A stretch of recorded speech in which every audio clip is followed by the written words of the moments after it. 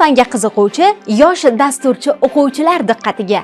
Agar siz kod yozish orqali jismni harakatga keltira olsangiz, robotlarni boshqara olsangiz va texnologiya yordamida muammolarga yechim topishni yoqtirsangiz, Robocoding olimpiadasi aynan siz uchun. Mazkur olimpiada Maktabgacha va maktab ta'limi vazirligi tizimidagi umumiy o'rta ta'lim muassasalari, Prezident, ijod, ixtisoslashtirilgan maktablar, davlat va nodavlat umumta'lim maktablarining 5-11 sinf o'quvchilari o'rtasida ikki xil yosh kategoriyalari bo'yicha tashkil etiladi.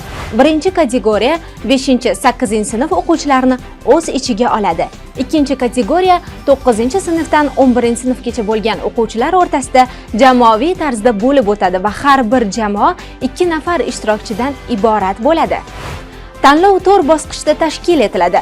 Maktab bosqichi yanvar oyi davomida, tuman shahar bosqichi fevral oyida, hududiy bosqichi mart oyi davomida, respublika bosqichi aprel-may oylarida bo'lib o'tadi.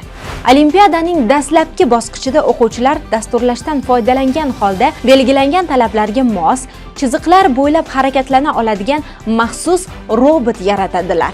Olimpiadada ishtirok etish uchun maktab bosqichida g'oliblikni qo'lga kiritgan o'quvchilar ro'yxati joriy yilning 2-fevral kuniga qadar shakllantiriladi.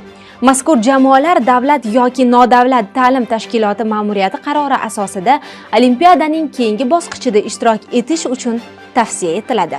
Olimpiadaning o'tkazilish tartibi hamda vaqtlari bo'yicha qo'shimcha ma'lumotlar markazning rasmiy sahifalarida e'lon qilinadi. Respublika bosqichida yosh kategoriyalari bo'yicha eng yuqori natijani ko'rsatib, g'oliblikni qo'lga kiritgan jamoalar xalqaro robototexnika olimpiadasida ishtirok etish uchun tavsiya etiladi. Aziz ishtirokchilar, olimpiadada faol ishtirok eting.